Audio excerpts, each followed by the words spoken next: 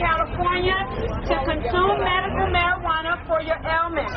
During the Bush years, our government must have had a secret bunker filled with advertising executives who came up with such concepts and names as Operation Enduring Freedom, the War on Terror, and 9/11. In San Diego, the local TV station was saying that 9909 was to be the luckiest day of the year. 9909 was supposed to be a day of compassion, a day of helping other people, humanity. They flipped it the other way around purposely. They attacked those they were supposed to be compassionate on. They attacked those that they were supposed to help. They didn't help us. So how have things changed so much today that we have a government that hates marijuana and is willing to imprison nonviolent offenders in horrible situations if they smoke this plant? Think about it, my friends. They're trying to outlaw nature. They're trying to enslave us while pushing the most dangerous drugs imaginable. Prozac, Neurontin. Can you tell me what they're for as you go through this? Well, Prozac we know what's for. Antidepressant. Neurontin is peripheral neuropathy. Then the digestion pill, Omeprazole, and a couple of Naproxen is all they give me. Lamictal for seizures, and what's that one? Clonazepam for anxiety. And each one of those drugs literally can be helped by medical marijuana. Yeah, that's what my friend keeps telling me. Yes, there's synthetic toxic drugs for pain, anxiety, sleep, nausea, depression, just can't compete. Think about the tens of billions of dollars that Big Pharma makes a year, with close to 20% of the population being on antidepressants, when every major study shows that marijuana absolutely destroys depression in people, and Prozac can't even prove that it has any measurable positive effect, and they have to put on the insert that it may make you commit suicide. People aren't committing suicide from smoking marijuana. Thank you for your support. The law has been a decade old. Prop 215 passed 13 years ago. It's been law for over a decade. Thank you so much for your support. Because my look, I stand out quite a bit. I deal with issues that people don't even have to deal with.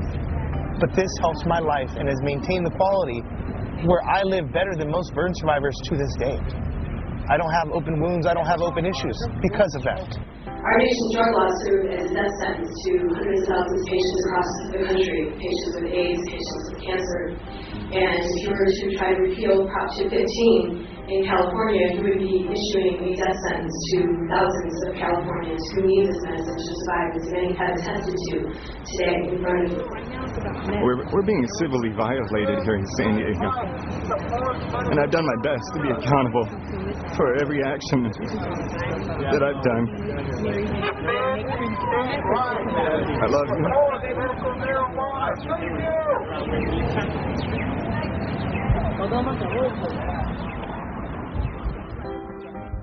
As a final act of defiance, Hillcrest Compassion has done something that no one else in the marijuana movement has had the balls to do. Ladies and gentlemen, the first ever television commercial for marijuana. Let the party begin. Hillcrest Compassion Care is dedicated to helping and caring for the well-being of its members in a safe, friendly environment. We do this by offering classes including cannabis growing, yoga, meditation, and veteran support groups. For more information, please give us a call at 619-291-4420. Most deadly drug known. It will drive you totally insane and make you murder people. Switch. Our scientists have studied it. It is deadly. It causes psychotic breaks immediately. If you see anyone with this liquid, call Homeland Security immediately.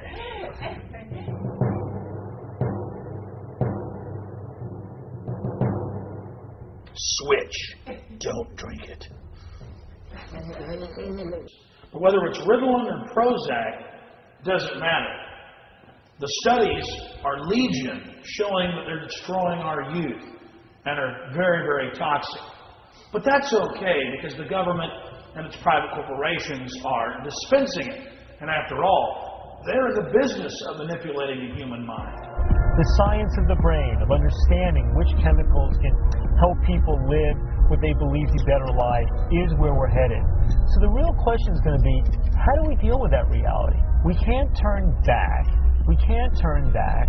We have to learn how to live with that reality so it causes the least possible harm and the greatest possible good. If you develop suicidal thoughts or actions, stop taking Chantix and call your doctor right away.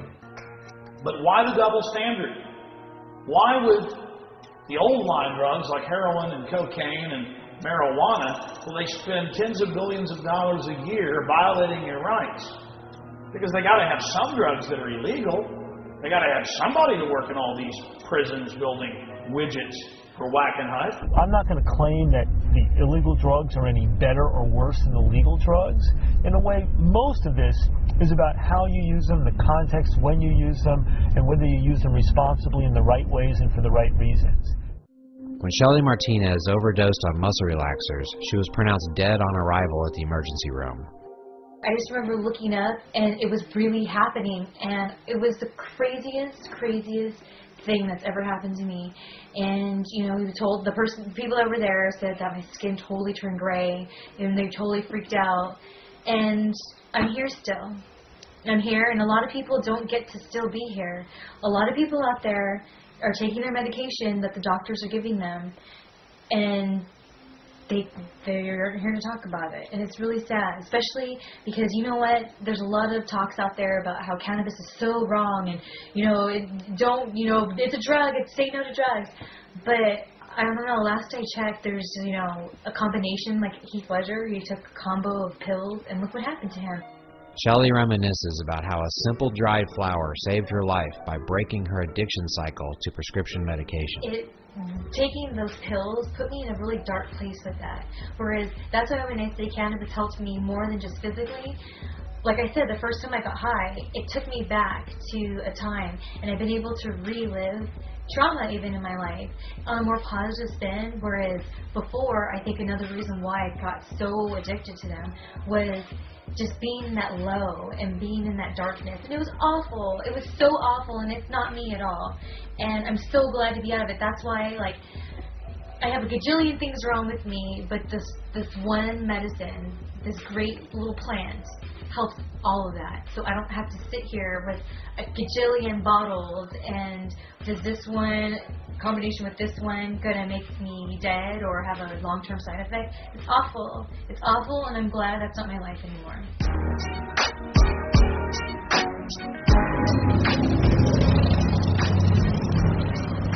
That's the Liberty Temple right there. That's where we gotta go. I'm gonna have you sit in the car though. Aww. I just